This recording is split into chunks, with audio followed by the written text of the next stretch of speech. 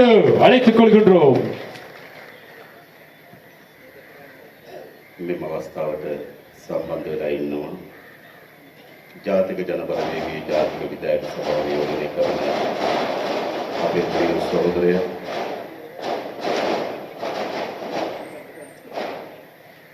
இந்த இடத்திலே கலந்து கொண்டிருக்கின்றார் தேசிய மக்கள் சக்தியின் தேசிய செயற்குழு உறுப்பினர்.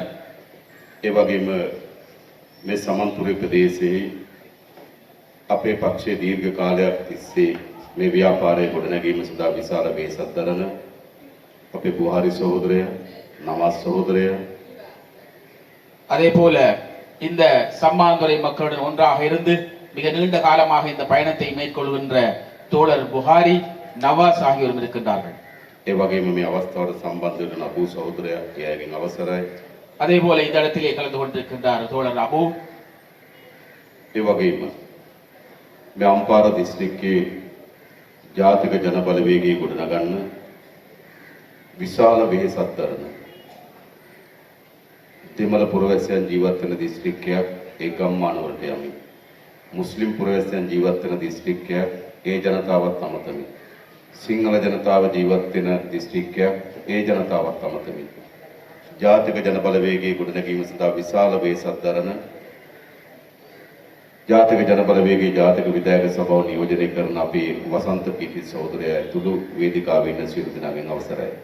அதே போல தேசிய மக்கள் சக்தியின் இந்த அம்பாறை மாவட்டத்திலே தமிழ் பிரதேசங்களாக இருந்தால் அங்கு சென்று, அதே போன்று முஸ்லிம் பிரதேசங்களாக இருந்தால் அங்கு சென்று, சிங்கள பிரதேசங்களாக இருந்தால் அங்கு சென்று தேசிய மக்கள் சக்தியை கட்டியெழுப்பதற்காக அம்பாறை மாவட்டத்திலே முன் நின்று போராடி கொண்டிருக்கின்ற எங்களுடைய வசந்த சகோதரர் மற்றும் ஏனையவர்களின் அனுமதியோடு ඒ වගේම මේ අවස්ථාවට සම්බන්ධ වෙලා ඉන්න ආදරණීය සහෝදරවරුන් සහෝදරියන් ඇතුළු සියලු දෙනාගෙන් අවසරයි. அதே போல இந்த இடத்திலே கலந்து கொண்டிருக்கின்ற என்னுடைய அன்பான சகோதர சகோதரிகள் அனைவருக்கும் මම හිතනවා මෙතන ඉන්න විශාල පිරිසක් මීට පෙර ජාතික ජනබලවේගයට අපිට ඡන්දෙ නොදීපු පිරිසක්. நான் நினைக்கின்றேன் இந்த இடத்தில் இருக்கின்ற ஏராளமானோர் எங்களுக்கு தேசிய மக்கள் சக்திக்கு வாக்களிக்காதோர் இருக்கின்றீர்கள் என்று நினைக்கின்றேன். එහෙම නේද? அப்படித்தானே? එහෙමනේ. ඒ වගේම අපේ වේදිකාව ගාවට ඇවිල්ලා අපිට සවන් නොදීපු පිරිසක්. அதே போன்று எங்களுடைய மேடைகளுக்கு வந்து எங்களுடைய கருத்துக்களை கேட்காத ஒரு பிரிவினர். හැබැයි පළමු අවස්ථාවට තමුන්නාන්සලා අපිට සවන් දෙන්න අපිත් එක්ක කතා බහ කරන්න මේ අවස්ථාවට සම්බන්ධ වෙලා ඉන්නවා. බොහොම ස්තුතියි හැම දිනකටම. எங்களுடன் எங்களுடைய கருத்துக்களை கேட்பதற்காக, நாங்கள் சொல்வதை கேட்பதற்காக முதல் முறையாக இந்த இடத்துக்கு வந்திருக்கிறீர்கள். அதற்காக எங்களது நன்றியை தெரிவித்துக் கொள்கின்றேன். හැබැයි අපිට ඡන්දෙ නොදුන්නට අපිට වැඩ නොකරාට අපි වෙනුවෙන් පෙනී නොහිටියාට වෙන අයට ඡන්දෙ දීලා තියෙනවා. වෙන අය වෙනුවෙන් පෙනී හිටලා තියෙනවා. වෙන අයට වැඩ කරලා තියෙනවා. ஆனால் எங்களுக்கு காது கொடுக்காது, எங்களுடன் வேலை செய்யாது, எங்களுக்கு வாக்களிக்காது நீங்கள் இருந்திருந்தாலும் ஏனையவர்கள் இந்த விடயங்களை செய்து அவர்களை நீங்கள் உருவாக்கியிருங்கள், வாக்களித்திருக்கிறீர்கள். එහෙම නේද? அப்படிதான். නේද? කොච්චර කාලයක්ද? எவ்வளவு காலம் இருக்கும்?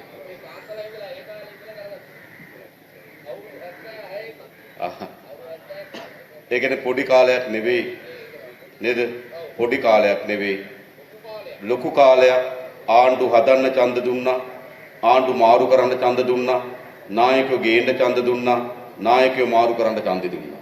அதாவது ஒரு சிறிய காலம் அல்ல, மிக நீண்ட காலமாக அரசாங்கங்களை உருவாக்குவதற்கு, அரசாங்கங்களை மாற்றுவதற்கு, தலைவர்களை உருவாக்குவதற்காக வாக்களித்திருக்கிறீர்கள். ආණ්ඩු හදලා හදලා නායකයෝ ගෙනල්ලා දැන් රටට වෙලා තියෙන දේ ගැන ඔබ සතුටටපත් වෙනවද? நீங்கள் அரசாங்கங்களை உருவாக்கி தலைவர்களை கொண்டு வந்து இப்பொழுது எங்களது நாட்டுக்கு ஏற்பட்டிருக்கும் நிலையை நினைத்து நீங்கள் சந்தோஷப்படுகின்றீர்களா? ආණ්ඩු හැදුවේ නායකයෝ ගෙනාවේ මේ වගේ කඩාවැටිච්ච රටක් හදන්නද කියලා මම තමුන්නාන්සලෙන් අහන්න කැමතියි. அரசாங்கங்களை உருவாக்கியது, தலைவர்களை கொண்டு வந்தது இவ்வாறு வீழ்ந்து கிடக்கின்ற ஒரு நாட்டுக்காகவா என்று உங்களிடம் நான் கேட்கின்றேன். අද මොකද්ද අපේ රටට වෙලා තිබෙන්නේ? இன்று எங்களுடைய நாட்டுக்கு என்ன நடந்திருக்கின்றது? ලෝකෙන් ගත්තු ණය உலகத்திலிருந்து நாங்கள் பெற்றுக்கொண்ட கடன்கள் ගෙවා ගන්න බැරි ලෝකෙට පොළු තියපු රටක්. நாங்கள் கடனை கொடுக்க முடியாமல் அந்த கடன் கொடுத்த நாடுகளுக்கு நாங்கள் பொல் வைத்திருக்கிறோம். අපේ රටේ තරුණ තරුණියන්ට රැකියාවක් කරන්න නැහැ. රස්සාවක් හොයන්න රට යන්න සිද්ධ වෙලා තියෙන රටක්. எங்களுடைய நாட்டில் உள்ள இளைஞர் யுவதிகளுக்கு தொழிலை ஒன்றை பெற்றுக்கொள்ள முடியாது. தொழில் ஒன்றை பெறுவதாக இருந்தால் வெளிநாடு செல்ல வேண்டியிருக்கின்றது. ඔබගේ දරුවෝ වැඩියෙන්ම පොරබදන්නේ මොකටද මේ දවස්වල? உங்களது பிள்ளைகள் எதற்காக துடிக்கின்றார்கள் இந்த நாட்களில்? රට දාලා රස්සාවකට යන්න. இந்த நாட்டை விட்டு ஒரு தொழிலை பெற்றுக் கொள்வதற்காக செல்கின்றார்கள். ඒ විතරද ව්‍යාපාර කඩා වැටලා තියෙනවා. அது மாத்திரமல்ல, எங்களுடைய வியாபாரங்கள் எல்லாம் வீழ்ச்சி கண்டிருக்கின்றது. ඉස්පිරිතාලවල බෙහෙත් නැති තත්ත්වයක් ඇති වෙලා තියෙනවා. எங்களுடைய வைத்தியசாலைகளே மருந்து மாத்திரைகள் இல்லாத நிலைமை ஏற்பட்டிருக்கின்றது. දොස්තර මහතුරු රට දාලා යනවා. வைத்தியர்கள் இந்த நாட்டை விட்டு செல்கின்றார்கள். ඉංජිනේරු මහතුරු රට දාලා යනවා. அதே போன்றுதான் பொறியியலாளர்கள் இந்த நாட்டை விட்டு செல்கின்றார்கள். අධ්‍යාපනය කඩා වැටලා තියෙනවා. கல்வி வீழ்ச்சி அடைந்துள்ளது. සමහර බොහෝ ජනතාවට හරියමං ආහාර වේලක් ගන්න විදියක් නැහැ. சில பொதுமக்களை பார்க்கின்ற பொழுது சரியான உணவை பெற்றுக் கொள்ள முடியாத நிலைமை காணப்படுகின்றது. ජාතිවාදී ගැටුම් ඇති කරා. இனவாத பிணக்குகளை ஏற்படுத்தியிருக்கிறார்கள், மோதல்களை ஏற்படுத்தியிருக்கிறார்கள். සිංහල දෙමළ මුස්ලිම් ජනයා සහෝදරත්වයෙන් ජීවත් වෙච්ච රටක්. சிங்கள தமிழ் முஸ்லிம் மக்கள் சகோதரத்துடன் ஒற்றுமையாக வாழ்ந்த நாடு. ජාතිවාදේ වපුරලා இனவாதத்தை விதைத்து ගැටුම් ඇති කරලා அவர்களுக்கு இடையிலே பிணக்குகளை මේ පාලකයෝ අපිට විනාශයක් ඇති කරා. இந்த ஆட்சியாளர்கள் எங்களுக்கு வீழ்ச்சி ஏற்படுத்துகின்றார்கள், அநியாயத்தை ஏற்படுத்தியிருக்கிறார்கள். ඇයි මෙහෙම වුනේ? ஏன் இவ்வாறு நடந்தது? මේ කිසිවක් ස්වභාවික ව්‍යසනයක ප්‍රතිඵලයක් නෙවෙයි. இவைகள் எதுவும் இயற்கையாக ஏற்பட்ட எந்தவித இந்த அழிவுகள் அல்ல. මේ රටට මෙහෙම වුනේ මහා ගම් වතුරක් හින්දාද? இந்த எங்களுடைய இந்த நாட்டுக்கு இவ்வாறு ஏற்பட்டது ஒரு பாரிய வெள்ளம் ஏற்பட்டா, අපේ රටට මෙහෙම වුනේ මහා නියගයක් හින්දාද? அல்லது எங்களுடைய நாட்டிலே ஒரு பாரிய ஒரு வறட்சி ஏற்பட்டா, අපේ රටට මෙහෙම වුනේ මහා වසංගතයක් හින්දාද? அல்லது ஏதாவது தொற்று நோய் ஏற்பட்டா? නෑ. இல்லை. මේ වුනේ මොකක් නිසාද? இது எவ்வாறு ஏற்பட்டது? මේ රටේ ජනතාව හදපු ආණ්ඩු හින්දා. இந்த நாட்டில் உள்ள மக்கள் உருவாக்கிய அரசாங்கத்தினால் தான் இவ்வாறு ஏற்பட்டது. ඇයි බලන්නකෝ. ஏன் பாருங்கள், තමුන්නාන්සේලාගේ දරුවන්ට රස්ස නැති වුණාට உங்களுடைய பிள்ளைகளுக்கு தொழில் இல்லாவிட்டாலும் ඇමතිවරුන්ගේ දරුවන්ට මන්ත්‍රීකම් තියෙනවා, අමාත්‍ය ධූර තියෙනවා. அமைச்சர்களுடைய பிள்ளைகளுக்கு அவர்களுக்கு பாராளுமன்ற உறுப்பினர் பதவியோ அல்லது வேறு பதவிகள் இருக்கின்றது. තමුන්නාන්සේලාගේ ව්‍යාපාර කඩා වැටුණට உங்களுடைய வியாபாரம் வீழ்ந்தாலும் ඇමතිවරුන්ගේ ව්‍යාපාර හොඳට නැගලා යනවා. அமைச்சர்களுடைய வியாபாரம் மிக நல்ல முறையில் வளர்ந்து செல்கின்றது. එහෙම නෙවෙයි. அப்படி இல்லையா? තමුන්නාන්සේලාගේ ගම්වල ඉන්න ජනතාවට කණ්ඩ බොණ්ඩ නැති වුණාට நீங்கள் வாழுகின்ற ஊரில் இருக்கிற மக்களுக்கு உண்பதற்கு குடிப்பதற்கு இல்லாவிட்டாலும் ආණ්ඩුවල හිටපු කට්ටියට එහෙම වෙලා නැහැ. அரசாங்கத்திலே இருந்தவர்களுக்கு அவ்வாறு இல்லை. ඒගොල්ලන්ට අධ්‍යාපන ප්‍රශ්න නැහැ. அவர்களுக்கு கல்வி பிரச்சனை இருக்கவில்லை. තමුන්නාන්සේලා ගමේ ඉස්පිරිතාලේ බෙහෙත් නැති වුණාට உங்களுடைய ஊரிலே உள்ள வைத்தியசாலைகளே மருந்து இல்லாவிட்டாலும் ඇමතිවරයාට සිංගප්පූරු යන්න පුළුවන් බෙහෙත් ගන්න. அமைச்சருக்கு அவருடைய மருந்தை பெற்றுக் கொள்வதற்காக சிங்கப்பூருக்கு செல்ல முடியும். මතකනේ පහුගිය කාලේ உங்களுக்கு ஞாபகம் இருக்கலாம், கடந்த காலம் අපේ රටේ සෞඛ්‍ය ඇමති හිටිය රාජිත සේනාරත්න. எங்களுடைய நாட்டிலே சுகாதார அமைச்சராக இருந்தவர் ராஜ சேனாரத்ன. රාජිත සේනාරත්නට heart attack එකක් ආපුවම ராஜ சேனாரத்னவுக்கு மாரடைப்பு ஏற்பட்ட போதும் සෞඛ්‍ය ඇමති බෙහෙත් ගන්න ගියේ සිංගප්පූරුවට. சுகாதார அமைச்சர் மருந்தெடுக்க சென்றது சிங்கப்பூருக்கு. මේක ස්වභාවික ව්‍යසනයක් නම් ඔක්කොටම මේ ඉරණම් වෙන්න උනා. இது இயற்கையான ஒரு அழிவாக இருந்தால் எல்லோருக்கும் இது சமனாக வர வேண்டும். හැබැයි මේ විනාශය සිද්ධ වෙලා තියෙන පොදු ජනතාවට. ஆனால் இந்த அழிவுகள் எல்லாம் ஏற்பட்டிருப்பது பொதுமக்களுக்குத்தான், පාලකයට නෙවෙයි. ஆட்சியாளருக்கு அல்ல. එහෙම නේද? அப்படித்தானே? පාලකයට තියෙන ලෙඩක්. ஆட்சியாளருக்கு ஏதாவது நோய் இருக்கா? පාලකයට අමාරුද? ஆட்சியாளருக்கு ஏதாவது கஷ்டமா இருக்கா? පාලකයට ජීවත් වෙන්න බැරිද? ஆட்சியாளருக்கு வாழ்வது கஷ்டமாக இருக்குதா? පාලකයන්ගේ දරුවන්ට රස්ස නැද්ද? ஆட்சியாளர் பிள்ளைகளுக்கு தொழில் இல்லாம இருக்கா? පාලකයෝ බඩගින්න ඉන්නවද? ஆட்சியாளர்கள் பசியோடு இருக்கிறார்களா? එහෙම එකක් වෙලා නේ. அப்படி ஒன்றும் இல்லை. එහෙනම් මොකද්ද මේ වෙලා තියෙන්නේ? அவ்வாறென்றால் என்ன நடந்திருக்கின்றது? මේ රටේ ජනතාව එකතු වෙලා හදපු ආණ්ඩු. இந்த நாட்டில் உள்ள மக்கள் அனைவரும் சேர்ந்து உருவாக்கிய அரசாங்கம். තමුන්නාන්සලා විටින් විට ඡන්ද දීලා හදපු ආණ්ඩු. நீங்கள் கொஞ்சம் கொஞ்சமாக வாக்களித்து உருவாக்கிய அரசாங்கம். තමුන්නාන්සලා විටින් විට ඡන්ද දීලා ගෙනාපු නායකයෝ. நீங்கள் இடைக்கிடை உருவாக்கிய தலைவர்கள். ඒගොල්ලෝ හැදුනා. அவர்களை உருவாக்கி கொண்டார்கள். ජනතාව වැටුණා. மக்கள் வீழ்ந்து கொண்டார்கள். ඒකනේ විදිහ සිද්ධ වෙලා තියෙන්නේ. அதுதான் நடந்திருக்கிறது. දැන් මේක වෙනස් කරන්න ඕනේ නැද්ද? இதை நாங்கள் மாற்ற தேவையில்லையா?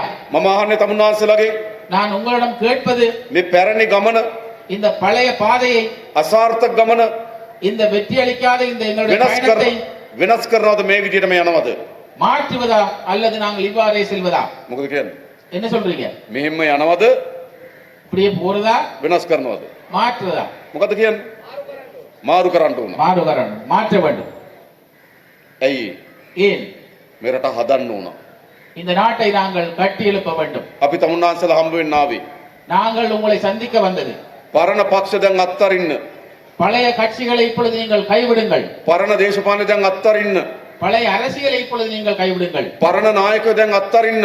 பழைய தலைவர்களை இப்பொழுது நீங்கள் கைவிடுங்கள். රට විනාශ කරපු නායකයෝ අත්තරින්න.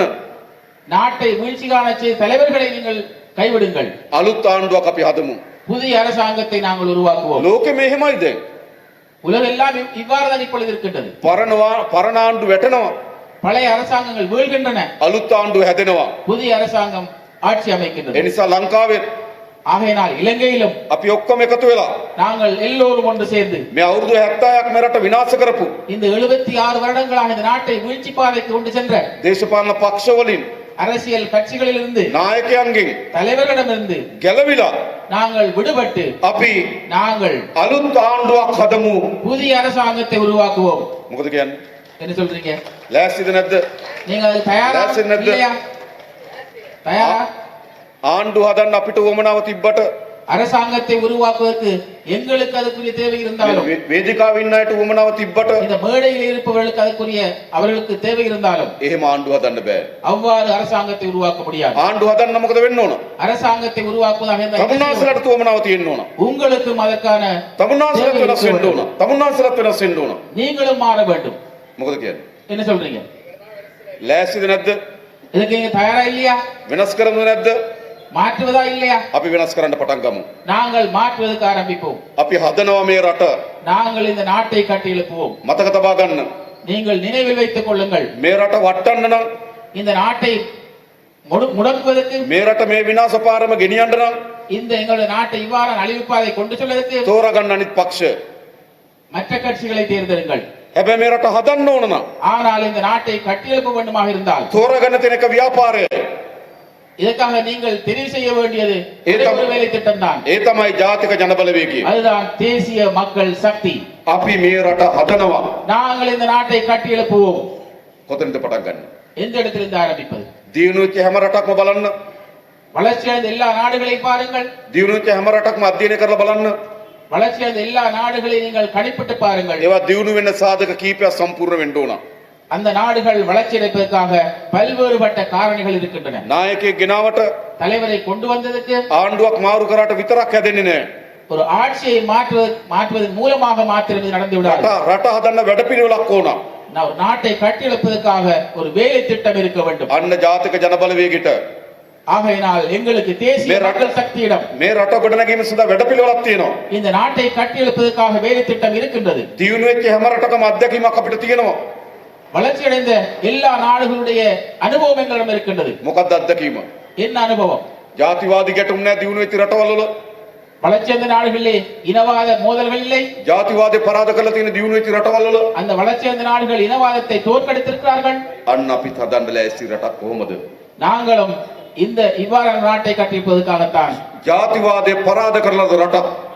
இனவாதத்தை தோற்கடித்த நாடு. සිංහල දෙමළ මුස්ලිම් ජනයා සමගින් ජීවත් වෙන රටක්. சிங்கள தமிழ் முஸ்லிம் மக்கள் ஒற்றுமையோடு வாழ்கின்ற நாடு. ඇයි මේ ජාතිවාදය ඇති වුනේ? ஏன் இந்த இனவாதம் ஏற்பட்டது? දැන් තමුන්නාන්සලා දන්නවා உங்களுக்கு தெரிந்திருக்கும். ආණ්ඩු හදන්නේ මොකටද? அரசாங்கங்கள் உருவாக்குவதற்காக, ජනතාවගේ ප්‍රශ්න විසඳන්න. பொதுமக்களுடைய பிரச்சனைகளை தீர்ப்பதற்காக, දරුවන්ට රස්ස හදන්න ඕන. பிள்ளைகளுக்கு தொழிலொன்றை பெற்றுக் கொள்ள வேண்டும். ආණ්ඩුවට ඒක බැරි වෙනවා. அரசாங்கத்துக்கு அது முடியாமல் இருக்கின்றது. රටේ නීති ස්ථාපිත කරන්න ඕන. நாட்டில் சட்டத்தை உருவாக்க வேண்டும். ආණ්ඩුව එකෙන් අසාර්ථක වෙනවා. இதிலே அரசாங்கம் அதில் வெற்றி பெறாமல் இருக்கின்றது. කෘෂිකර්මාන්ත සංවර්ධනය කරන්න ඕන. விவசாயம் வெற்றி பெற வேண்டும். ආණ්ඩුවට ඒක බැරි වෙනවා. அரசாங்கத்துக்கு இது முடியாமல் இருக்கின்றது. දීවර කර්මාන්තය දියුණු කරන්න ඕන. மீன்பிடி தொழிலானது முன்னேற வேண்டும். ආණ්ඩුව ඒවා අසාර්ථක වෙනවා. அரசாங்கத்திலே இது வெற்றி பெறாமல் இருக்கின்றது. ව්‍යාපාර වර්ධනය කරන්න ඕන. வியாபாரங்கள் வெற்றி பெற வேண்டும். ආණ්ඩුව එකෙන් අසාර්ථක වෙනවා. ஆனால் அரசாங்கம் இதிலே தோல்வி காணுகின்றது. අධ්‍යාපනය දියුණු කරන්න ඕන. கல்வி முன்னேற வேண்டும். අධ්‍යාපන කඩාවැටල ආණ්ඩුව අසාර්ථක වෙනවා. கல்வி வீழ்ச்சி அடைகின்றது. அரசாங்கம் இதிலே வெற்றி இல்லாமல் வருகின்றது. එතකොට මොකද කරන්නේ? இதற்கு என்ன செய்ய வேண்டும்? අන දකුණේ දේශපාලන පක්ෂ කියනවා அங்கே தெற்கிலே அரசியல் கட்சி கூறுகின்றது ආර්ථික වැටලා දින එක ඇත්ත. பொருளாதாரம் வீழ்ந்திருப்பது உண்மை, ගොවි ජනතාව ජීවත් වෙන්න අමාරුවෙන් ඒකත් ඇත්ත. விவசாயிகள் வாழ்வது கஷ்டம் உண்மை, දීවර ජනතාව ජීවත් වෙන්න අමාරුවෙන් ඒකත් ඇත්ත. மீனவர்கள் வாழ்வது கஷ்டம் அதுவும் உண்மை, ව්‍යාපාරත් කඩා වැටලා තියෙන ඒකත් ඇත්ත. வியாபாரங்கள் வீழ்ச்சி அடைந்திருக்கின்றது அது உண்மை. හැබැයි ඒව ඇත්ත වුණාට ஆனால் அவை உண்மையாக இருந்தால், ජාතිය අනතුරේ ஆனால் எங்களுடைய இனம் அங்க பாதிப்பு ஏற்பட போகின்றது, ආගම අනතුරේ எங்களுடைய மதம் பாதிக்கப்பட போகின்றது. එඳ ජාතිය බේර ගන්න ඕන.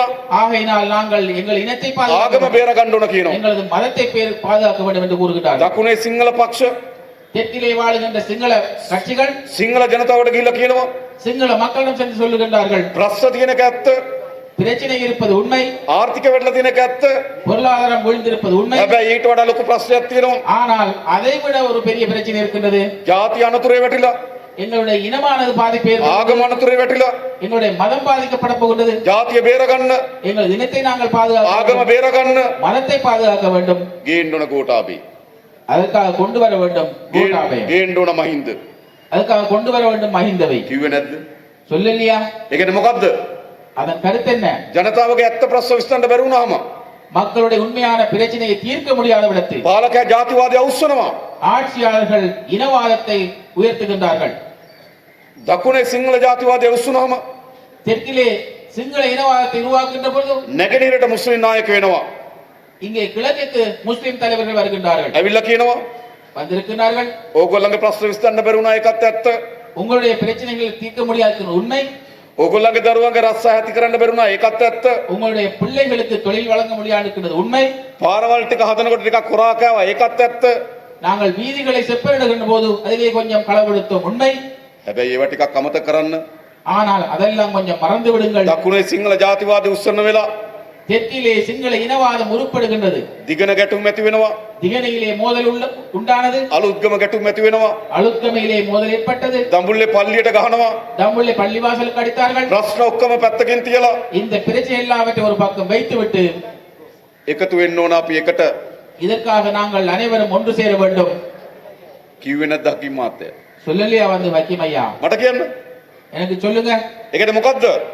இதன் கருத்து என்ன? මේ පාලකයා ජනතාවගේ ප්‍රශ්න විසඳන්න බැරි වුණාම இந்த ஆட்சியாளர்கள் பொதுமக்களுடைய பிரச்சனைகளை தீர்க்க முடியாத போது පාලකයෝ තමයි ජාතිවාදී වපුරන්නේ. ஆட்சியாளர்கள் தான் அவர்கள் தான் இந்த இனவாதத்தை விதைக்கின்றார்கள். ඒ නිසා මේ ජාතිවාදී උපත කොතනද තියෙන්නේ? ஆகையினால் இந்த இனவாதத்தின் பிறப்பு எங்கு இருக்கின்றது? ආණ්ඩුවේ නොහැකියාව. அரசாங்கத்தின் இயலாமை, ආණ්ඩුවේ නොහැකියාව ජාතිවාදයට උඩගෙඩි දෙනවා. அரசாங்கத்தின் இயலாமை காரணமாக இனவாதத்தை அவர்கள் தூண்டி விடுகின்றார்கள். ජනතාවගේ ප්‍රශ්න විසඳන්න බැරි වුණාම மக்களின் பிரச்சனைகள் தீர்க்க முடியாத விடத்து ජාතිවාදී උස්සනවා. இனவாதத்தை தூண்டி விடுகின்றார்கள். ඕකයි වෙලා තියෙන්නේ. இதுதான் நடந்திருக்கின்றது. එහෙම නෙමෙයිද? அப்படித்தானே? ඒකේ මොකද්ද වෙලා තියෙන්නේ? இதன் மூலமாக நடந்திருக்கின்றது. සිංහල දෙමළ මුස්ලිම් ජනයා අතර சிங்கள தமிழ் முஸ்லிம் மக்களுக்கு இடையிலே ගැටුම් ඇති වෙනවා. மோதல் ஏற்படுகின்றது, වෛරය ඇති වෙනවා. அவர்களிடையிலே குரோதம் ஏற்படுகின்றது, ක්‍රෝධය ඇති වෙනවා. குரோதம் ஏற்படுகின்றது. එහෙම රටක් හදන්න බෑ. இவ்வாறு நாட்டை நாங்கள் கட்டியெழுப்ப රට முடியாது. හදන්න නම් இந்த நாட்டை கட்டியெழுப்பதாக இருந்தால் ජාතිවාදී පරාද කරන්න ඕන. இனவாதத்தை தோற்கடிக்க வேண்டும். මේ රටේ ජාතිවාදයට නොවැටුණු இந்த நாட்டிலே இனவாதத்துக்கு சிக்கப்படாத, ජාතිවාදයට එරෙහි වන இனவாதத்துக்கு எதிரான එකම දේශපාලන ව්‍යාපාරයයි තියෙන්නේ. ஒரே ஒரு அரசியல் நிறுவனம் தான் இருக்கின்றது. ඒක තමයි அதுதான் ජාතික ජනබලවේගය. தேசிய மக்கள் சக்தி. මතක තබා ගන්න. ஞாபகம் வைத்துக் கொள்ளுங்கள். දිගන ප්‍රශ්න එනකොට திகன பிரச்சனை வந்த பொழுதோ එතෙන්ට ගියා අපි. அந்த இடத்துக்கு நாங்கள் சென்றோம். අලුත්ගම ප්‍රශ්න එනකොට அழுத்தமை பிரச்சனை ஏற்பட்ட போதோ එතෙන්ට ගියා අපි. அந்த இடத்துக்கு நாங்கள் சென்றோம். වඳකොත්තු වඳ දොස්තරලා ගැන කතා කරනකොට கருத்தடை வைத்தியர் கருத்தடை கொத்து சம்பந்தமாக அழைத்த போதோ ඒවා බොරු කියලා කතා කරේ අපි. அவை பொய் என பேசியது நாங்கள் தான். සජිත් වචනයක් හෙළුවා. சதி ஒரு வசனமா சொல்லிப்பாரா? හීන් කෙඳිරියක් දැම්මද? சின்னொரு சொல்லிப்பாரா? නෑ. அப்படி இல்ல. දකුණේ ජාතිවාද උස්සන්න වෙනකොට தெற்கிலே இனவாதம் உயர்கின்ற பொழுதோ අපි ඒකට එරෙහිව කෙලින් හිටගත්තු ව්‍යාපාරයක්. அதற்காக எதிராக நின்று நாங்கள் ஒரு அமைப்பாகத்தான் இருக்கின்றது. අපි 103ට වැටුණත් நாங்கள் 103ஆக விழுந்தோம். අපි ජාතිවාදයට වැටෙන්නේ නෑ. ஆனால் நாங்கள் இனவாதத்துக்கு விழவில்லை. මතක තබා ගන්න. ஞாபகம் வைத்துக் கொள்ளுங்கள். මේ රට හදන්න නම් இந்த நாட்டை கட்டியெழுப்போட்டுமாக මේ இருந்தால் මේ ජාතිවාදී පරාද කරන්න ඕන. இந்த இனவாதத்தை தோற்கடிக்க வேண்டும். මේ රට හදන්න නම් இந்த நாட்டை கட்டியெழுப்பதாக இருந்தால் ජාතික සමගිය ඇති කරන්න ඕන. தேசிய ஒற்றுமையை நாங்கள் கட்டியெழுப்ப வேண்டும். අන්නේ ජාතිවාදී පරාද කරන්න පුළුවන්කම තිබෙන්නේ. இந்த அந்த இனவாதத்தை ජාතික සමගිය හදන්න පුළුවන්කම තිබෙන්නේ. இனவாதத்தை தோற்கடிப்பதற்கு அதே போன்று இன ஒற்றுமை ஏற்படுத்துவது ජාතිවාදී නොවන දේශපාලන ව්‍යාපාරයකට විතරයි. இனவாதம் இல்லாத ஒரு அரசியல் கட்சிக்கு தான் முடியும். ජාතිවාදී නොවන ආණ්ඩුවකට විතරයි. அரசியல் சாயம் பூசப்படாத அரசாங்கத்தான் முடியும். ජාතිවාදී නොවන නායකයන්ට විතරයි. அதே போன்று இனவாதம் இல்லாத தலைவர்களுக்கு தான் முடியும். අන්න එහෙනම් මේ රටේ ජාතික සමගිය හදන්නේ කවුද? ஆகையினால் இந்த நாட்டிலே தேசிய ஒற்றுமை ஏற்படுத்துவது யார்? ජාතික ජනබලවේගයේ ආණ්ඩුවක් අපි හදමු. தேசிய ජාතික மக்கள் සමගිය හදන්න. அரசாங்கத்தை உருவாக்குவோம் தேசிய ஒற்றுமை ஏற்படுத்துவதற்காக. තමුන්නාන්සේලාට උන ජාතිවාදී නම් உங்களுக்கு வேண்டும் இனவாதமாக இருந்தால் තමුන්නාන්සේලාට උන ජාතිවාදී ගැටුම නම් உங்களுக்கு வேண்டும் இனவாத பிணக்குகளாக இருந்தால் අන්න තෝරගන්න පක්ෂ තියෙනවා. ஆகையினால் அதனை தேர்ந்தெடுக்க உங்களுக்கு கட்சி இருக்கின்றது. හැබැයි මේ රටට උන ජාතික සමගිය නම් ஆனால் இந்த நாட்டுக்கு தேவை தேசிய ஒற்றுமையாக இருந்தால் සිංහල දෙමළ මුස්ලිම් ජනයා අතර சமගිය නම් சிங்கள தமிழ் முஸ்லிம் மக்களுக்கிடையிலே ஒற்றுமையாக இருந்தால் තෝරගන්න ගොඩක් පක්ෂ නැහැ.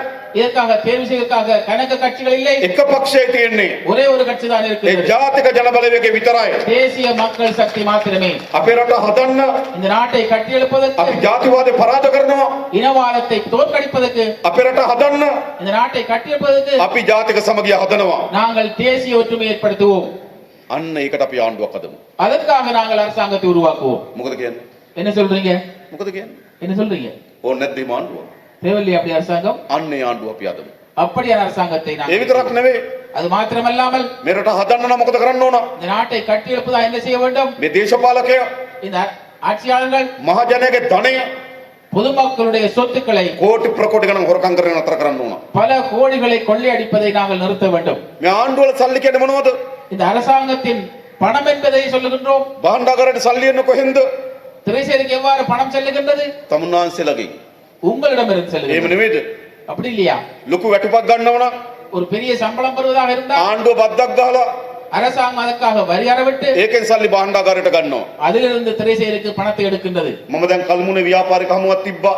நாங்கள் இப்பொழுது கல்முனையிலே ஒரு வியாபாரிகளை சந்தித்தோம். එතන විශ්වවිද්‍යාල මහාචාර්යවරයෙක් ඇවිල්ලා හිටියා. அந்த இடத்திலே பல்கலைக்கழகத்திலே ஒரு பேராசிரியர் இருந்தார். එතුමා කිව්වා அவர் சொன்னார் මාසිකට රුපියල් 96000ක් එතුමාගේ පඩිය ආණ්ඩුව ගන්නවා කියලා. அவர் கூறினார் அவருடைய சம்பளத்திலிருந்து 98,000 அரசாங்கம் வரியாக பெறுகின்றது என்று கூறினார். ඒ කියන්නේ இதன் என்ன சொல்லுகின்றது? ඉහළ වැටුප් ලබන අයගෙන් கூடிய சம்பளம் பெறுவதிலிருந்து විශාල බද්දක් ගහලා பெரிய முறையிலே வரி அறவிட்டு ඒක ගන්නවා භාණ්ඩාගාරයට. அதனை திரைசேரிக்கு எடுக்கின்றார்கள். තමුන්නාන්සේලා ව්‍යාපාරයක් කරොත් நீங்கள் ஒரு வியாபாரம் ஒன்று செய்தால் ව්‍යාපාරේ ලාභයි නම් வியாபாரம் லாபமாக இருந்தால் ඒකට බද්දක් ගහලා அதற்கு வரி அறவிட்டு භාණ්ඩාගාරයට සල්ලි ගන්නවා. திரைசேரிக்கு பணத்தை எடுப்பார்கள். තමුන්නාන්සේලා පිට රටින් நீங்கள் வெளிநாடுகளிலிருந்து භාණ්ඩ මොනවාරි ආනයන කරනවා නම් ஏதாவது பொருட்களை இறக்குமதி செய்தால் කස්ටම් එකෙන් ඒකට බද්දක් ගහලා கஷ்டம் மூலமாக இதற்காக வரி அறவிட்டு භාණ්ඩාගාරයට සල්ලි ගන්නවා. திரைசேரிக்கு பணம் வருகின்றது.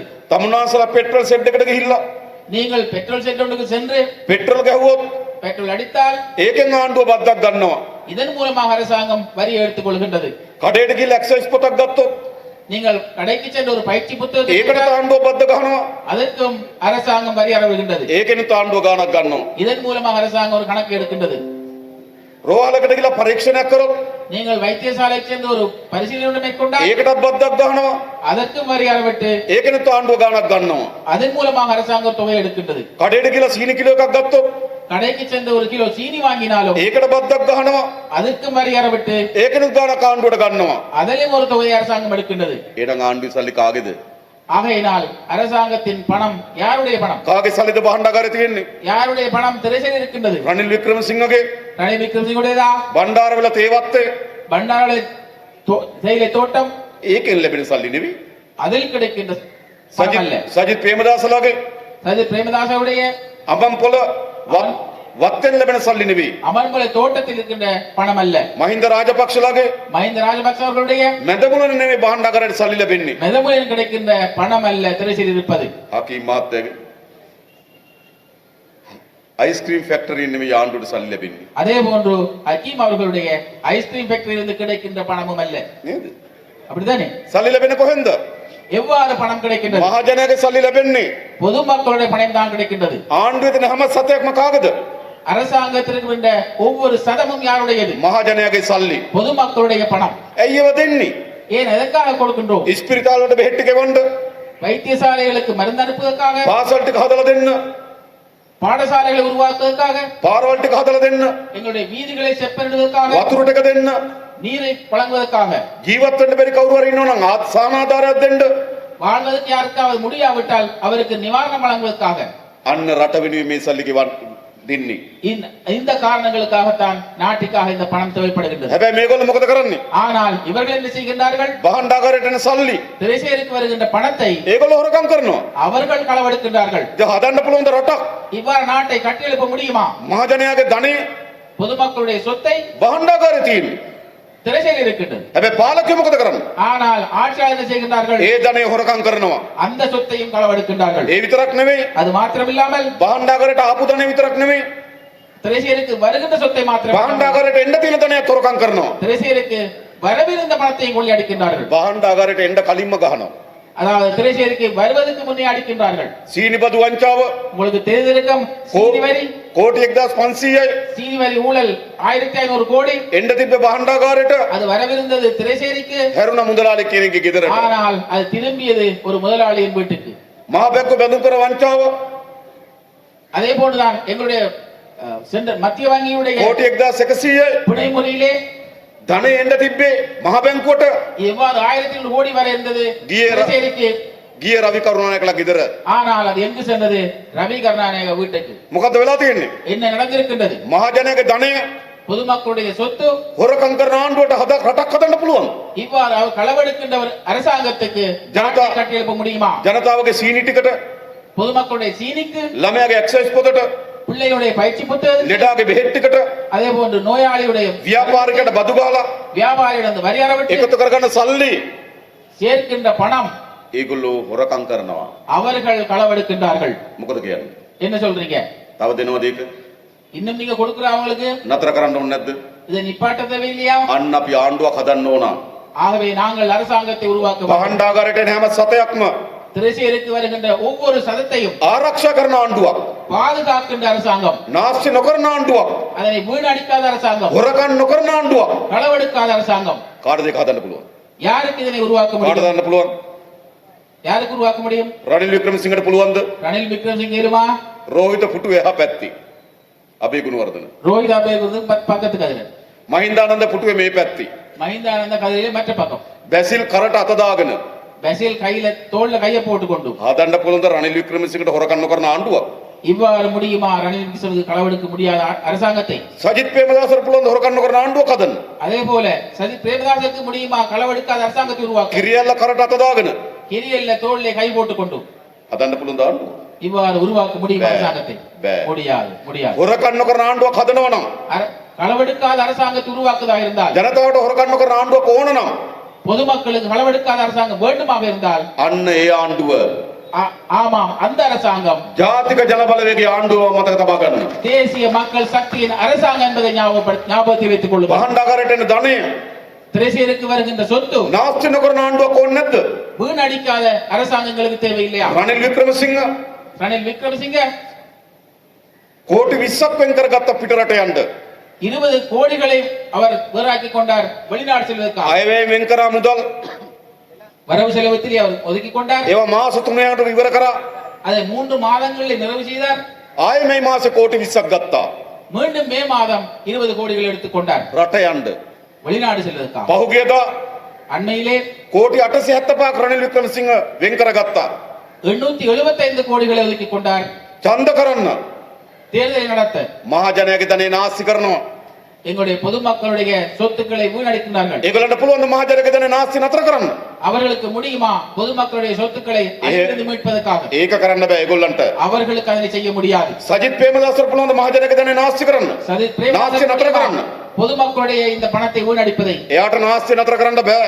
அவருக்கும் இந்த இல்லாமல் செய்ய முடியாது. ඒවා නිවාස අරමුදල කාබාසිතය කරලා දැම්මා.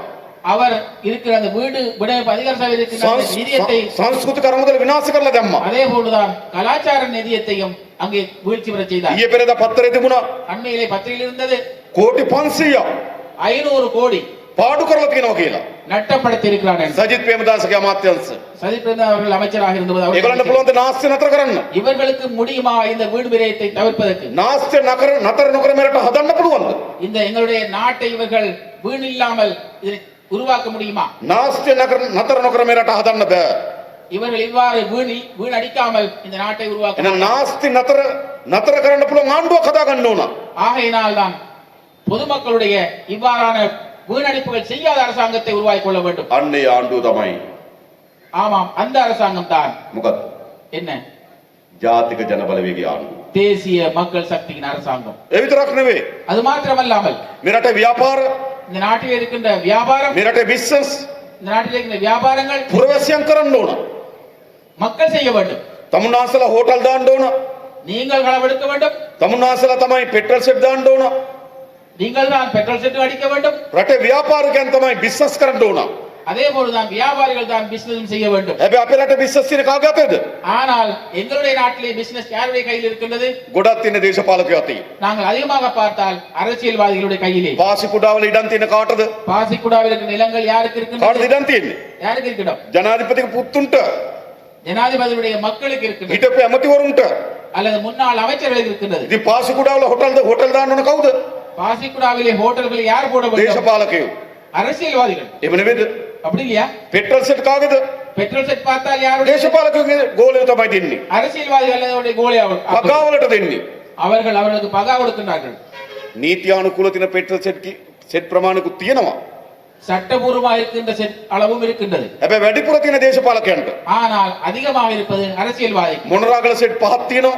ஒன்றாகலே 5 செட் இருக்கின்றது. හිටපු ඇමතිනීට முன்னாள் ஒரு அமைச்சர் பெண்ணுக்கு இருக்கின்றது. ගම්පා සෙට් තියෙනවා. கம்பாவில் இருக்கின்ற செட் ඉන්න ඇමතිට இருக்கின்ற அமைச்சருக்கு இருக்கின்றது. එහෙමයි සෙට් බෙදාගන්නේ. இவ்வாறுதான் செட்டை பிரித்துக் கொள்கிறார். බාර් බෙදාගන්නේ ඒගොල්ලෝ. பாரதை மாற்றான் பிரித்துக் கொள்கிறார் அவர்கள். වැලිතොට පොළවල් කරන්නේ ඒගොල්ලෝ. அதே போன்றுதான் மண்மேடுகளை அவர்கள் பிரித்துக் கொள்கிறார்கள். ගල්වල කරන්නේ ඒගොල්ලෝ. அதே போன்று இவ்வாறு செய்கின்றார்கள். අම්පාර ගල්වල කාගේද? அம்பா இருக்கின்ற எங்களுடைய அந்த கல் தோட்டத்தை யார் ඉස්සර எடுக்கிறார்கள்? හිටියේ ඇමති කෙනෙක් முன்னாள் இருந்த ஒரு அமைச்சர் දයාරත් පී දයාරත්න දයාරත්න නෑ නෑ පී දයාරත්නට තියෙන මට මතකයි ඉස්සර. பீர தயாரா முன்னாள் அமைச்சர் அவருக்கு இருக்கு. මතකද? உங்களுக்கு ආය ஞாபகம் ගල්වල තියෙන කාටද? அதன் பிறகு யாருக்கு இருக்கு? දයාගමගේ. தயாகாமகி. ඉතින් ගල්වල කරන්නේ දේශපාලකයෝ. இவ்வாறான நிகழ்வுகளை செய்வது யார்? அரசியல்வாதிகள். රත්නපුර පැත්තේ පතල් කරන්නේ කවුද? ரத்னபுரை பத்தம் நாங்கள் பார்த்தால் වැඩිපුර புதையல் கொண்டு வருவது වැඩිපුර කරන්නේ දේශපාලකයෝ. அதிகமாக புதையல் எடுப்பது அரசியல்வாதிகள். අරක්කු ෆැක්ටරි කාගේද? அதே போன்று சாராய ஃபேக்டரி யாருடையது? ජොන්ස්ටන්ගේ. ஜான்சன் பெர்னாண்டோகி. එහෙම නැත්නම් නාමල්ගේ යාළුවා මෙන්ඩිස්ගේ. அல்லது அவ்வாறு இல்லாவிட்டால் நாமளுடைய கூட்டாளி மெண்டிஸ் உடையது. එහෙම නෙවෙයිද? அப்படி இல்லையா? ඒ කියන්නේ මොකද වෙලා තියෙන්නේ? ஆகையினால் என்ன நடந்திருக்கின்றது? ව්‍යාපාර තියෙන ඒගොල්ලෝ අතේ. வியாபாரம் எல்லாம் இருப்பது அவர்களுடைய கைகளில். මතක තබා ගන්න. ஞாபகம் வைத்துக் கொள்ளுங்கள். ව්‍යාපාර කරන්න ඕන ජනතාව. வியாபாரம் செய்ய வேண்டும் பொதுமக்கள். ආණ්ඩුවක් මොකද කරන්න ඕන? அரசாங்கம் என்ன செய்ய வேண்டும்? ඒ ව්‍යාපාර වලට හොඳ පරිසරය හදලා දෙන්න ඕන. அந்த வியாபாரத்தை செய்வதற்காக நல்ல சூழலை உருவாக்கி தர හොඳ வேண்டும். නීතියක් හදලා දෙන්න ඕන. இதற்காக நல்ல சட்டத்தை உருவாக்க හොඳ வேண்டும். බදු ප්‍රතිපත්තියක් හදලා දෙන්න ඕන. இதற்காக ஒரு வரி சட்டங்களை உருவாக்க வேண்டும். කාර්යක්ෂම රාජ්‍ය සේවයක් හදලා දෙන්න ඕන. இதற்காக திறமையான அரசு சேவை உருவாக்க வேண்டும். ජාතික ජන බලවේග ආණ්ඩුවක් කියන්නේ මොකද්ද? தேசிய மக்கள் சக்தியின் அரசாங்கம் என்பது என்ன? මම හරි நானாக இருந்தாலும் අපේ NPP එකේ ඉහළ මණ්ඩලවල කිසිවෙක් எங்களுடைய NPP ல இருக்கின்ற உயர் மட்டத்தில் யாராவது පෙට්‍රල් සෙට් ගන්න එන්නේ නැහැ. பெட்ரோல் செட் எடுக்க வர மாட்டோம். බාර් ගන්න එන්නේ නැහැ. பார் எடுக்க வர மாட்டோம். නැගෙනහිර ඉඩම් අල්ලන්න එන්නේ නැහැ. கிழக்கு மாகாணத்திலே காணியை பிடிக்க வர மாட்டோம். මතක තියාගන්න. ஞாபகம் வைத்துக் கொள்ளுங்கள். බිස්නස් කරන්න ඕන ඒගොල්ලෝ. பிசினஸ் பண்ண வேண்டும் அவர்கள். අපි මොකද කරන්නේ? நாங்கள் என்ன செய்ய வேண்டும்? හොඳ බදු ප්‍රතිපත්තියක් හදලා දෙන්නම්. நாங்கள் அதற்காக நல்ல ஒரு வரி கொள்கை உருவாக்க හොඳ வேண்டும். නීතියක් හදලා දෙන්නම්. நல்ல சட்டத்தை உருவாக்க வேண்டும். හොඳ රාජ්‍ය සේවයක් හදලා දෙන්නම්. அதே போன்றுதான் நல்ல ஒரு அரசை உருவாக்கி ඔයගොල්ලෝ தருவோம். ව්‍යාපාර කරන්න. நீங்கள் வியாபாரம் செய்யுங்கள். ඔයගොල්ලෝ ආර්ථික දියුණු කරන්න. நீங்கள் பொருளாதாரத்தை கட்டியெழுப்புங்கள். අන්න ඒකෙන් බද්දෙන් ආණ්ඩුවට ආදායම දෙන්න. அவ்வாறு வருகின்ற வரி மூலமாக அரசாங்கத்துக்கு வருமானம். එහෙමයි රටක් හදන්න ඕන. இவ்வாறு நாட்டை கட்டியெழுப்ப வேண்டும். මේගොල්ලෝ රටක් හදන්න කල්පනා කරන්නේ නැහැ. இவ்வாறு அவர்கள் இந்த நாட்டை கட்டியெழுப்ப யோசிப்பதில்லை. ඒගොල්ලෝ කල්පනා කරන්නේ ඒගොල්ලෝ හැදෙන්න. அவர்கள் யோசிப்பதெல்லாம் அவர்களை எவ்வாறு உருவாக்கிக் கொள்வது. අවුරුදු 70ක් වුණේ ඒක. 76 வருடங்கள் இவ்வாறு நடைபெற்றது. ආණ්ඩු රට හදන්න කල්පනා කරා නම් அரசாங்கம் நாட்டை கட்டியெழுப்பதை யோசித்திருந்தால் අපිට මේ වියසරේ සිද්ධ වෙන්නේ නැහැ. எங்களுக்கு இந்த நிலைமை ஏற்பட்டிருக்காது. අසල්වැසි ඉන්දියාව බලන්න. எங்களுடைய அண்மைய நாடு இந்தியாவை பாருங்கள். 1980 ගණන් වල 1980 கால பகுதியிலே කුඩයක් අරගෙන යන්න බෑ ඉන්දියාවට. ஒரு குடை ஒன்று எடுத்துக்கொண்டு செல்ல முடியாது இந்தியாவுக்கு. කුඩ නැදපු ජනතාවක් හිටියා. அதாவது குடைகளை பறித்த மக்கள் இருந்தார்கள் அந்த நாட்டிலே. 70 80 කාලේ ඉන්දියාවේ 70 80 காலத்தில் இந்தியாவிலே අපේ රටේ රෙදි අරගෙන ගිහලා වික්කා. எங்களது நாட்டிலிருந்து துணி எடுத்துக்கொண்டு சென்று விற்றார்கள். අර ඉන්දියන් හමුදාව ඇවිල්ලා இந்திய ராணுவம் வந்த பொழுதும் සබන් එකතු කරා. அவர்கள் எங்களுடைய சவர்க்காரத்தை එහෙම තිබු சேர்த்தார்கள். ඉන්දියාවක්. அப்படி இருந்த இந்தியா මොකද උනේ අද? இன்று நடந்திருக்கின்றது. හන්දට යන ඉන්දියාවක්. அவர்கள் சந்திரனுக்கு செல்லுகின்ற இந்தியா, මෝටර රථ නිෂ්පාදනය කරන ඉන්දියාවක්. அதே போன்று மோட்டார் வாகனங்களை உற்பத்தி செய்கின்ற இந்தியா, මේ කලාපයට ආහාර නිෂ්පාදනය කරන ඉන්දියාවක්. இந்த பிராந்தியத்துக்கு அரிசியை வழங்குகின்ற இந்தியா, මේ කලාපයට බීජ නිෂ්පාදනය කරන ඉන්දියාවක්. இந்த பிராந்தியத்துக்கு விதைகளை வழங்குகின்ற இந்தியா, මේ කලාපයට බීජ නිෂ්පාදනය කරන ඉන්දියාවක්. இந்த பிராந்தியத்துக்கு விதைகளை உற்பத்தி செய்கின்ற இந்தியா. ඒ නායකයන්ට තිබ්බා அந்த தலைவர்களுக்கு இருந்தது රට හදන දැක්මක්. அந்த நாட்டை உருவாக்குவதற்கான எண்ணம் இருந்தது. ඒගොල්ලෝ රට හැදුවා. அவர்கள் நாட்டை உருவாக்கினார்கள். අපේ පාලකයන්ට තිබුණ මොකද්ද? எங்களுடைய ஆட்சியாளருக்கு என்ன இருந்தது? ඒගොල්ලෝ හැදෙන දැක්මක්. அவர்களை உருவாக்கிக் கொள்கிற எண்ணம் தான். රට හදන දැක්මක් තිබ්බේ නැහැ. நாட்டை உருவாக்குற எண்ணம் இருக்கவில்லை. නිකන් ආපු മന്ത്രി ஒரு ஒன்றுமில்லாமல் வந்த அமைச்சர் ලොකු හෝටල් අයිතිකාරයෙක් වෙනවා. ஒரு பாரிய ஹோட்டலுக்கு உரிமையாளராகின்றார். ඒගොල්ලෝ හැදෙනවා. அவர்கள் உருவாக்கிக் கொள்கிறார்கள். මෝටර් සයිකලේ යන മന്ത്രി மோட்டார் சைக்கிள் போன உறுப்பினர் හෙලිකොප්ටර් ගන්නවා. ஹெலிகாப்டர் வாங்குகிறார். ඒගොල්ලෝ හැදෙනවා. அவர்கள் உருவாகிறார்கள். අක්කර භාගයක් තිබු മന്ത്രി ஒரு அரை ஏக்கர் இருந்த உறுப்பினர் තේවතු ගන්නවා. அவர்கள் தேயிலை தோட்டம் வாங்குகிறார்கள். ඒගොල්ලෝ හැදෙනවා. அவர்கள் உருவாக்கிக் கொள்கிறார்கள். මේ අවුරුදු 70 මොකද්ද අපිට උනේ? இந்த 76 வருடங்களாக என்ன රට හදන නායක හිටියේ නැහැ. தலைவர்களை உருவாக்குகின்ற நாட்டை உருவாக்குகிற தலைவர்கள் තමන් හැදෙන නායක හිටියේ. தங்களை உருவாக்கிக் கொள்கின்ற தலைவர்கள் இருந்தார். එහෙම නෙවෙයිද? அப்படி இல்லையா? රට බංකොලොත් எங்களுடைய நாடு பங்குரோத்தாக இருக்கிறது. පාලකයා ஆனால் ஆட்சியாளர்கள் හොඳටම පොහොසත්. நல்லா அவர்கள் சிறந்த வளங்களை பெற்றுக் கொண்டார்கள். අපි දන්නවා எங்களுக்கு தெரியும். මීට කලින් මම කියලා තියෙනවා இதற்கு முன்னர் நான் கூறியிருக்கிறேன். ලෝකේ සමහර රටවල් තියෙනවා உலகின் சில நாடுகள் இருக்கின்றன. රට දුප්පත්. நாடு ஏழை நாடாக இருக்கும். පාලකයා දුප්පත්. ஆட்சியாளர்களே இருப்பார்கள். තව ලෝකේ රටවල් තියෙනවා இன்னும் சில நாடுகள் இருக்கிற உலகத்திலே රට පොහොසත්. நாடு வளர்ச்சியடைந்த நாடாக இருக்கும். පාලකයාත් පොහොසත්. அந்த நாட்டில் ஆட்சியாளர்களும் අපේ රට எங்களது நாடு රට දුප්පත්. நாடு ஏழை நாடு. පාලකයා පොහොසත්. ஆனால் ஆட்சியாளர்கள் வளர்ச்சியடைந்தா இருக்கிறார்கள், பணக்காரராக இருக்கிறார்கள். රටට நாட்டுக்கு ණය ගෙවා ගන්න බෑ. கடனை கொடுக்க முடியாது. පාලකයාගේ බැංකු ගිණුම් පිරීලා. ஆனால் ஆட்சியாளருடைய கணக்குகள் எல்லாம் நிறைந்திருக்கின்றது. රටේ ඉස්පිරිතාලවල බෙහෙත් නැහැ. அரசாங்க வைத்தியசாலை மருந்து இல்லை.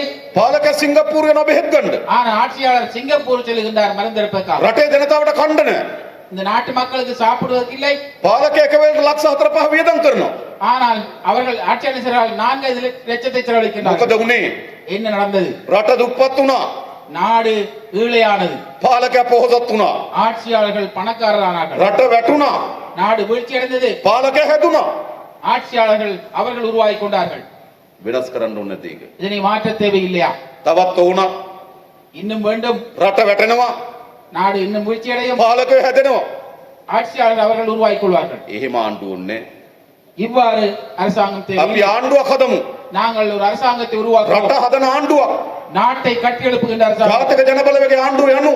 தேசிய மக்கள் சக்தியின் அரசாங்கத்துக்கு செல்வோம். රට හදන ආණ්ඩුවක්. நாட்டை கட்டியெழுப்புகின்ற அரசாங்கம். අපේ විශාල සැලැස්මක් අපි හදලා තියෙන්නේ. இதற்காக நாங்கள் ஒரு பாரிய வேலை திட்டத்தை කුසිකර්මාන්තයේදර விவசாயத்தில் ஈடுபடுகின்ற ගොවි ජනතාවගේ ජීවිතය කොහොමද උසස් කරන්නේ? விவசாயிகளுடைய அவர்களுடைய வாழ்க்கை எவ்வாறு உயர்த்துவது? ඔවුන්ට හොඳ බිත්තර වී ටික දෙන්නේ කොහොමද?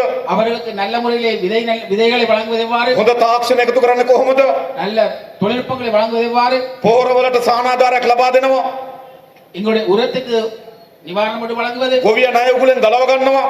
விவசாயிகளை கடலிலிருந்து மீட்டுக் கொள்வது. හොඳ මාකට් එකක් හදනවා. அவர்களுக்கு நல்ல ஒரு சந்தையை ஏற்படுத்தி கொடுப்பது. ගොවියගේ ජීවිතය උසස් කරනවා. விவசாயிகளுடைய வாழ்க்கையை மேம்படுத்துவது. දීවර කර්මාන්තර තාක්ෂණය ගේනවා. மீனவ தொழிலை இவ்வாறு தொழில்நுட்பத்தை பயன்படுத்தி සති ගණන් මහමුද මාළු හොයෝ යන්න ඕනේ.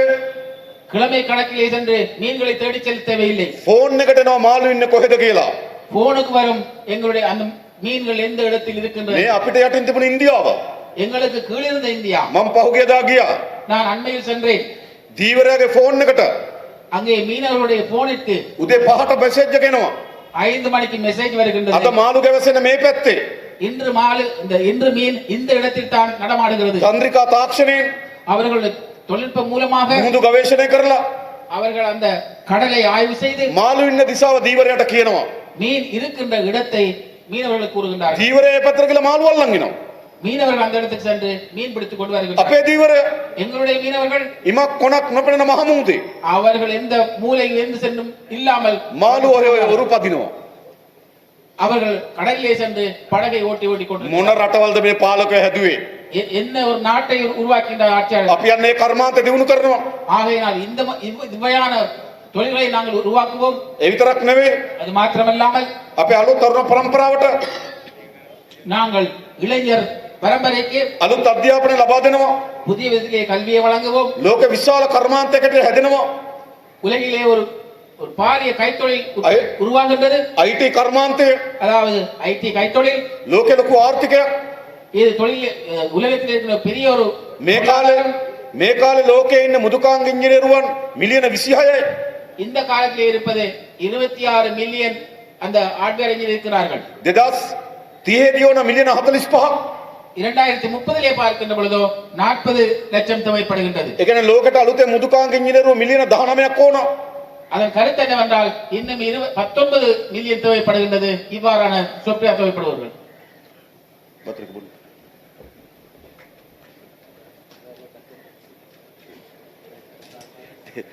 ටිකක් අමාරුයි වගේ නේද? හරි. රයිට්. කොහොම තමයි නේ. හොඳට කරනවා වැඩි. නේ. ඉතින් මොකක්ද අපිට ඕන?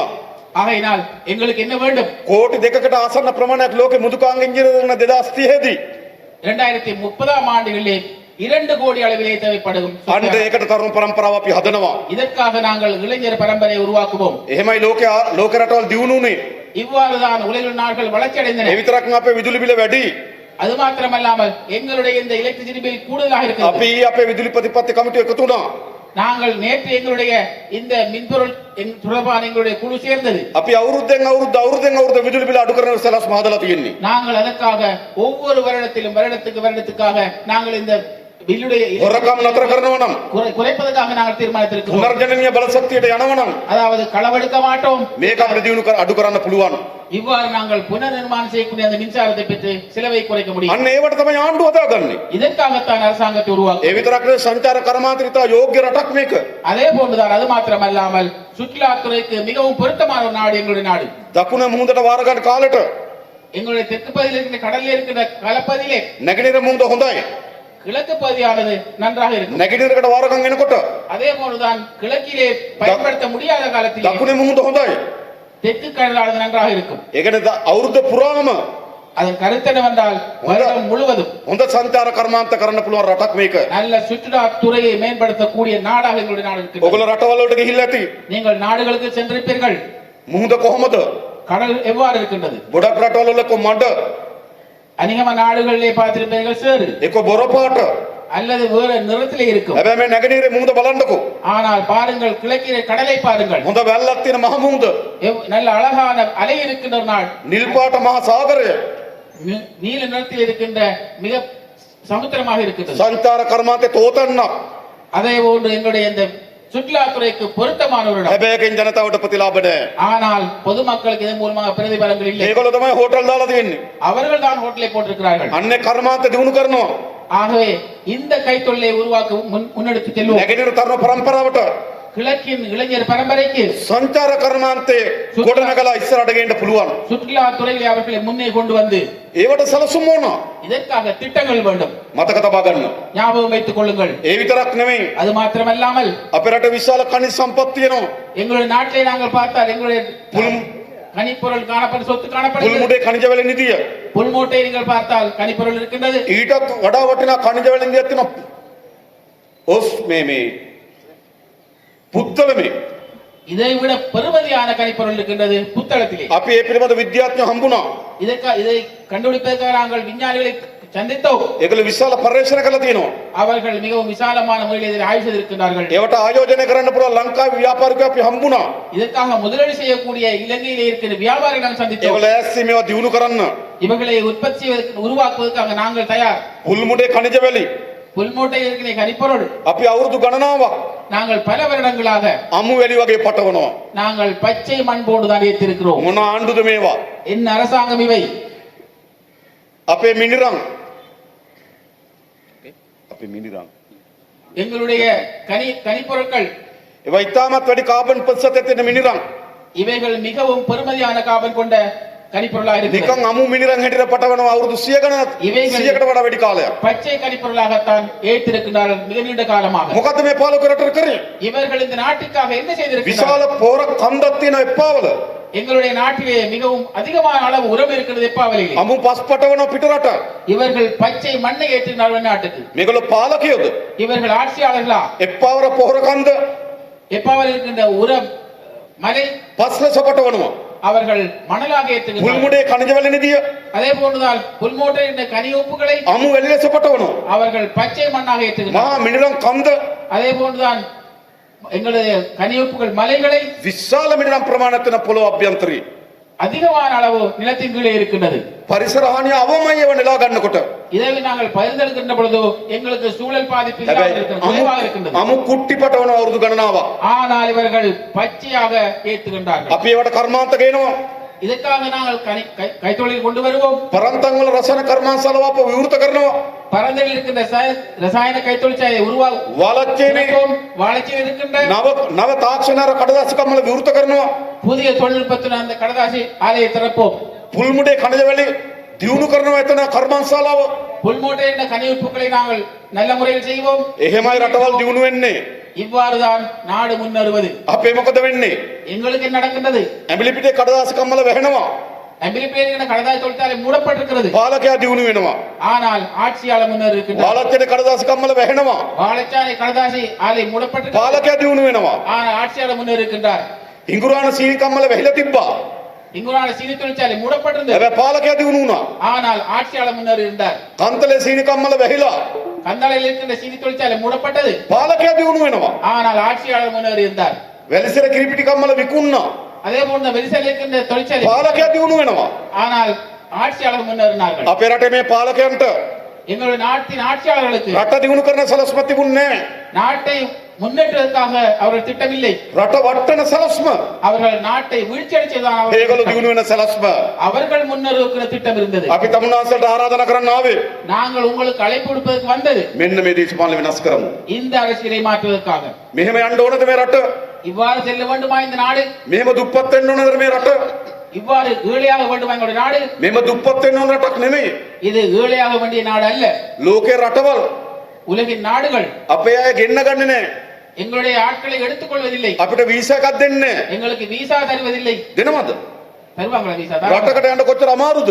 ஒரு நாட்டுக்கு செல்ல எவ்வளவு கஷ்டம். අපිව ගණන් ගන්නේ නැහැ. எங்களை கணக்கெடுப்பதில்லை. හැබැයි කොරියාවේ පුරවැසියෙකුට ஆனால் கொரியாவிற்கு ஒரு நாடு அந்த பிரஜைக்கு වීසා නැතුව ගොඩක් රටවලට යන්න පුළුවන්. விசா இல்லாமல் பல நாடுகளுக்கு செல்ல முடியும். රට දියුණුයි. அந்த நாடு முன்னேறிருக்கின்றது. අනිත් රටවල වීසා දෙනවා. மற்ற நாடுகளில் விசா தருகின்றார். අපිට දෙන්නේ නැහැ. எங்களுக்கு தருதா இல்லை. අපිව ගෙන්න ගන්නෑ. எங்களை அழைக்கிறார்கள் இல்லை. අපි ගෙන්න ගන්න තර සුදුසු ජාතියක් නෙවෙයි. நாங்கள் அவர்கள் அழைப்பதற்குரிய பொருத்தமான இனமாக இல்லை. අපි ගෙන්න ගත්තොත් எங்களை அவர்கள் அழைத்துக் கொண்டால் අපේ රටේ ජනතාව රටකට ගෙන්න ගත්තොත් எங்களுடைய மக்களை வெளிநாட்டுக்கு அழைத்துக் கொண்டால் ඒ ජනතාව එහෙ රට බයයි. அந்த நாடு பயப்படுகின்றது. ආපහු ලංකාවට එන්නේ. என்றால் மீண்டும் இலங்கைக்கு வர மாட்டார்கள். එහෙ නතර වෙනවා. அங்கே நின்று விடுவார்கள். මේ ළඟදී ප්‍රවෘත්තියක් තිබ්බා.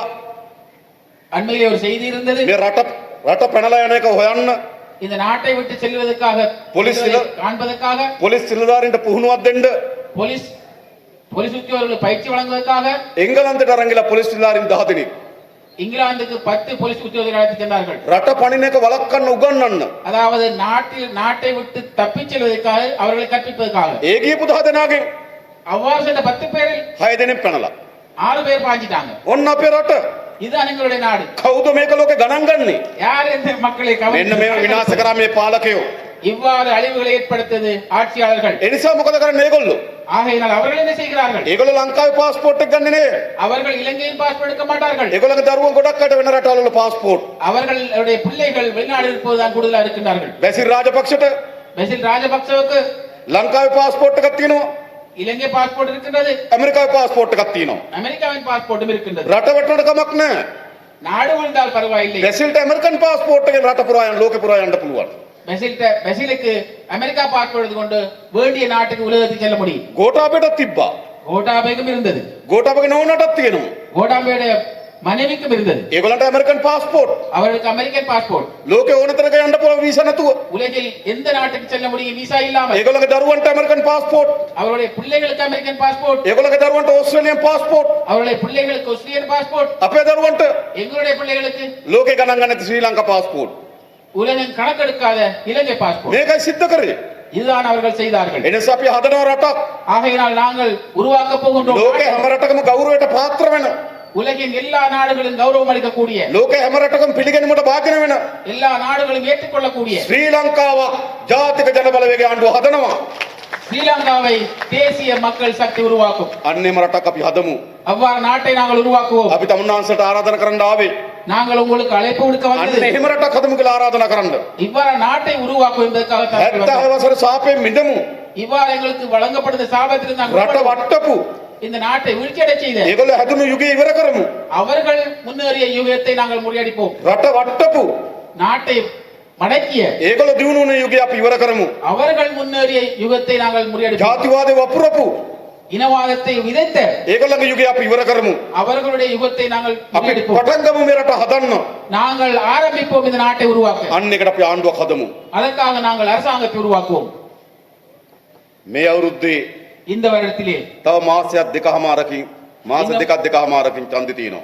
இன்னும் ஒரு மாதம் 2.5 மாதங்களே ஒரு රනිල් වික්‍රමසිංහ මොන ගැට ගැහුවත් ரணில் விக்ரமசிங்க என்ன முடிச்சு போட்டாலும் ඡන්දෙ බලකන්න බෑ. தேர்தலை அவரால் நிறுத்த முடியாது. එක්ක සැප්තැම්බර් 28 செப்டம்பர் 28ஆக இருக்கும் එක්ක ඔක්තෝබර් 5 அல்லது அக்டோபர் 5ஆக இருக்கும். ඔන්න ඡන්ද දිනේ. இந்த நாளில் தான் தேர்தல் நடக்கும். හරිද? වැඩි වුණොත් ඔක්තෝබර් 12. அப்படி இல்லாவிட்டாலும் ஆள் கூடுதலாக சென்றால் அக்டோபர் 12. ඈතටම ගියොත් 12. தூரம் சென்றால் அது அக்டோபர் 12ஆக හැබැයි இருக்கும். අන්තිම සෙනසුරාදා වෙනකන් තියාගෙන ඉන්නේ නැහැ මැතිවරණ කොමිසම. කලින් සෙනසුරාදා තියයි. ஆனால் கடைசி சனிக்கிழமை வரை எலெக்ஷன் கமிஷன் வைத்திருக்காது. ரணில் முதல் சனிக்கிழமை வைக்கும். රනිල් එක එක ගැට ගහනවා. ரணில் ஒவ்வொரு முடிச்சாக போடுகிறார். ඔය එක ගැටයක්වත් තියෙන්නේ. இந்த எந்தவித முடிச்சும் இருக்க போவதில்லை. ඒ නිසා ඡන්දෙ තියෙනවා. ஆகையினால் தேர்தல் நடக்கும். මෙතනින් ඉන්න ඔබගේ ඥාතින් ඉන්නවා දකුණු පළාතේ. இந்த இடத்தில் உங்களுடைய சொந்தக்காரர் இருக்கிறார்கள் தெற்பகுதியிலே. ඉන්නව නේද? இருக்காங்க தானே? බේරුවල ඉන්නවනේ. வேறு இருக்கிறாங்க தானே? ගාල්ලේ ඉන්නවනේ. காலியில் இருக்காங்க தானே? වැලිගම ඉන්නවනේ. வெளிகாமையில் இருக்காங்க தானே? යාළුවෝ ඉන්නවනේ. உங்களுடைய கூட்டாளி இருக்காங்க தானே? ඥාතින් ඉන්නවනේ. சொந்தக்காரர் இருக்காங்க தானே? අහලා බලන්නකොට දකුණ කොහොමද කියලා. அவர்களிடம் கேட்டு பாருங்கள் தெற்கு எவ்வாறு இருக்கிறது என்று. මොකද කියන්නේ? என்ன சொல்கிறார்கள்? මාතර මුස්ලිම් අයගෙන් අහන්න. மாத்திர முஸ்லிம் மக்கள் கேளுங்க. කොහොමද මාතර? மாத்திர எப்படின்னு கேளுங்க.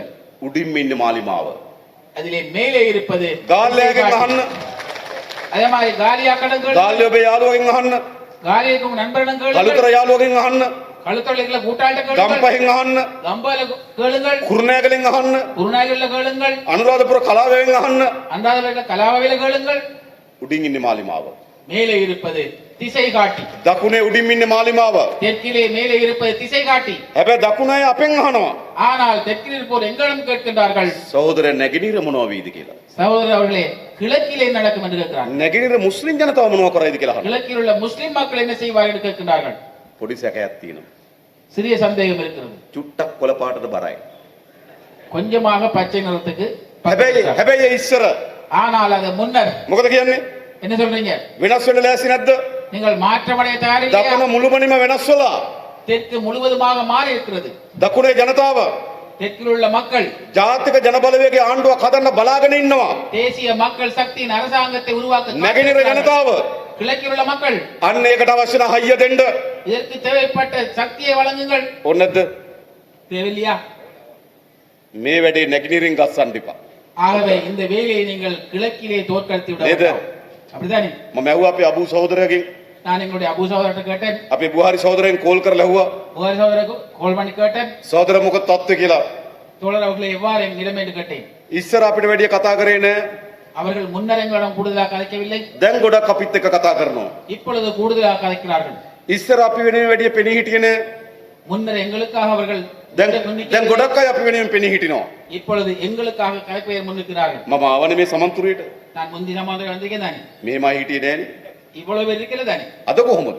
இன்றைக்கு எப்படி? දහස් සංඛ්‍යාත ජනතාවක් இன்றைக்கு ஆயிரக்கணக்கான மக்கள் ඒ නිසා නැගෙනහිරත් වෙනස් වෙලා තියෙන්නේ. ஆகையினால் கிழக்கு மாறி இருக்கின்றோம். අපි හොඳ ජයග්‍රහණයක් ගමු. நாங்கள் நல்ல ஒரு வெற்றியை பெறுவோம். මේ අවස්ථාව අත්තරින්න දෙන්න එපා.